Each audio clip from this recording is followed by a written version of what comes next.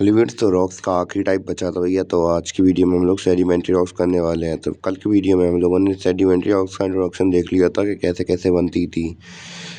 कि हमारा एक इग्नियस रॉक्स होता था, उसको हम लोग बात करें विंड, वाटर और अलग अलग जो एजेंट्स होते हैं वो उसे ब्रेक डाउन करके छोटे छोटे सेडिमेंट में तोड़ देते हैं। फिर छोटे छोटे सेडिमेंट बाद में इकट्ठे होते हैं और मिलके क्या बनाते हैं, सेडिमेंट्री रॉक्स बनाते हैं। वही जो विंड वगैरह, विंड, हीट और वाटर मिलके उसे जब तोड़ रहे थे, सेडिमेंट्स बना रहे थे, तो वही उसी प्रोसेस को हम लोग क्या कह देते हैं, वही उसी के मतलब वही आती है क्या, mechanical formed clastic sedimentary rocks. If clastic sedimentary rocks कहते हैं भैया, ऐसे ही बनते हैं हमारे वो। और ऑर्गेनिकली ये इसके टाइप्स लिखे हुए हैं बेसिकली सेडिमेंट्री रॉक्स के। तो भैया 3 प्रकार के सेडिमेंट्री रॉक्स होते हैं, मैकेनिकली फॉर्म्ड। तो हमने कल देख लिए थे मैकेनिकली कैसे बन रहे थे, वो देख लिए थे हम लोगों ने कल की वीडियो में।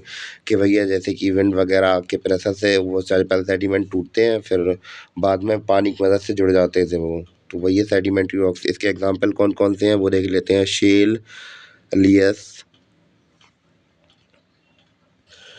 Conglomerate, sandstone, mudstone, siltstone. तो ये इसके एग्जांपल है मैकेनिकली फॉर्म्ड के। अब हम लोग बात करेंगे ऑर्गेनिकली फॉर्म्ड मतलब जैविक रूप से बने हुए अवसादी चट्टानें। यानी कि ऑर्गेनिकली बनी हुई हमारी सेडिमेंट्री रॉक कैसे होती हैं। तो ये ऑर्गेनिक मैटर से बनी होती हैं। जैसे कि हमारे लाखों साल पहले प्लांट्स वगैरह मर गए, ठीक है, प्लांट्स वगैरह दब के मर गए, ठीक है। अब वो जब मर गए तो लाखों साल तक कंपोस्ट होते रहे और जुड़ते रहे पास में। तो भैया कोल जैसे कि कोयला है। अब कोयला भी तो क्या है, ऑर्गेनिकली फॉर्म तो है भैया। आप जैविक सब्सटेंस से ही तो बना है, ऑर्गेनिक मटेरियल से तो बन के बना है। तो भैया वो भी क्या हो जाएगा, इसी का एग्जाम्पल हो जाएगा सेडिमेंट्री रॉक्स का। इसके एग्जाम्पल कौन कौन से होंगे, लाइमस्टोन, कोल, चॉक और तो भैया ज़रूरी नहीं कि पेड़ों से मिलकर ही बने। तो भैया फॉसल से मिलकर बनती है भैया हमारी organically formed sedimentary rocks. Fossil यानी कि अगर इंसान हो या फिर जो दूसरे जीवों के फॉसल से मिलकर भी बनती है, तब भी उसे हम लोग ऑर्गेनिकली फॉर्म्ड सेडिमेंट्री रॉक्स ही कह देते हैं भैया।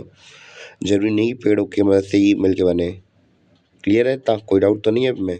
और भैया लास्ट में हमारी केमिकली फॉर्म्ड सेडिमेंट्री रॉक्स, अगर इसके एग्जाम्पल की बात करें तो भैया लाइमस्टोन, डोलोस्टोन, एवोपोरिटीज, कैट, पोटास, हेलाइट, जिप्सन। तो भैया ये एग्जांपल है केमिकली फॉर्म्ड सेडिमेंट्री रॉक्स के। क्लियर है इतना।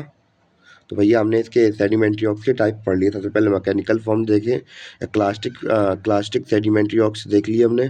फिर ऑर्गेनिक और ऑर्गेनिकली फॉर्म्ड सैंडस्टोन देखे हमने, सेडिमेंट्री स्टोन देखे। फिर हमने केमिकली फॉर्म्ड सेडिमेंट्री रॉक देख लिए। इसके एग्जांपल भी देख लिए, मैकेनिकली फॉर्म्ड के सेल स्टोन और कॉन्ग्लोमेरेट, सैंडस्टोन, मडस्टोन, सिल्टस्टोन और ऑर्गेनिकली फॉर्म्ड के लाइमस्टोन, कोल, चॉक। तो ये सब इसके एग्जांपल थे। केमिकली फॉर्म्ड के लाइमस्टोन, डोलोस्टोन, एवोपरेट्स और हेलाइट, पोटाश। तो ये एग्जांपल भी देख लिए हमने सबके हम। क्लियर है। तो भैया केमिकली फॉर्म्ड सेडिमेंट्री रॉक कैसे बनते हैं, हमने ये नहीं बताया था। तो भैया जैसे कि आपको पता है कि कोई जैसे हमारा कोई ओर वगैरह है, ठीक है, उसके अंदर आयरन के जो एटम्स हैं वो ज़्यादा मिले हुए हैं। तो भैया अगर मान चलिए कि कैसे भी करके पानी वगैरह बढ़ता है, ठीक है, तो भैया उसके साथ H2O केमिकल रिएक्शन करके आयरन के साथ रस्टिंग कर देगा और आयरन और के साथ रस्टिंग कर देगा, उसके थोड़े बहुत पार्टिकल्स अलग अलग कर देगा वो।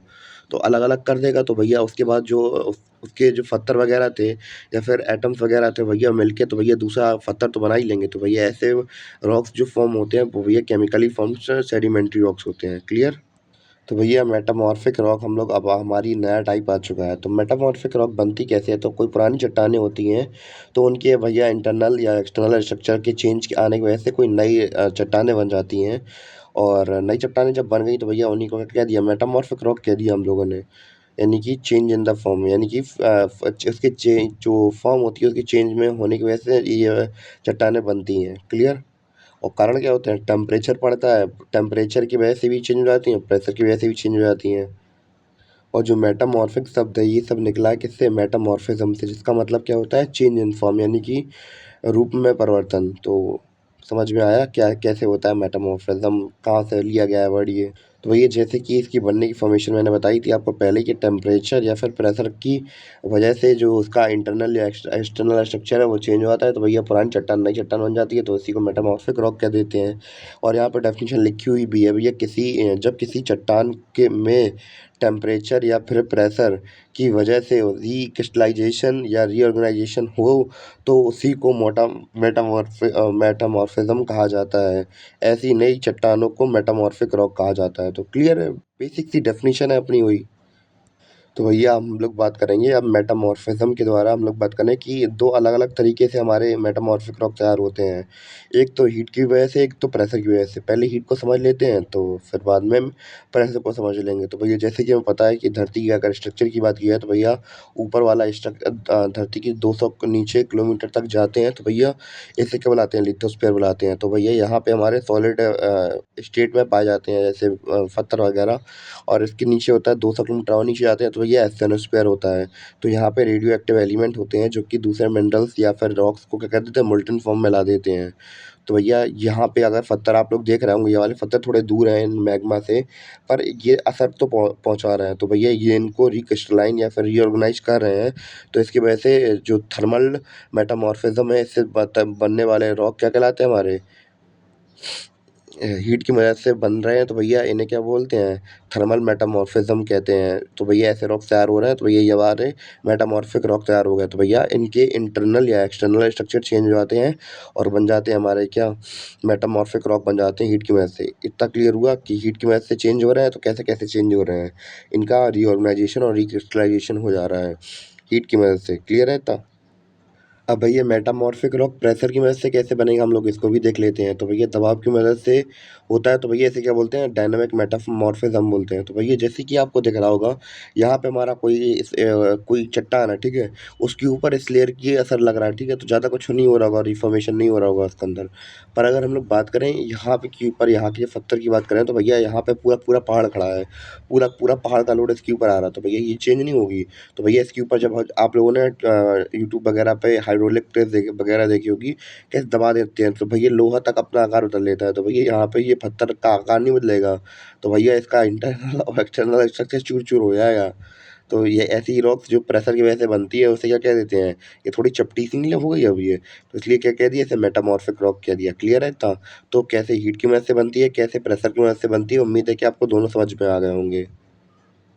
अब भैया मेटामॉर्फिक रॉक के टाइप्स भी देख लेते हैं। तो भैया होते हैं फॉलिएटेड एंड नॉन फॉलिएटेड होते हैं, यानी कि परतदार और गैर परतदार हमारे इसके टाइप्स होते हैं। तो पर फॉलिएटेड कैसे होते हैं, तो भैया जैसे हमारा एक पत्थर है, ठीक है, पत्थर बना, उसमें अलग अलग लेयर्स दिखने लगती हैं इसके अंदर मिनरल्स की। तो भैया जैसे ही दबाव पड़ा और उनके जो बीच के जो मिनरल्स थे वो दिखने लगते हैं, इसमें मतलब परतें दिखती हैं, और इसमें नॉन फॉलिएटेड में परतें नहीं दिखती हैं।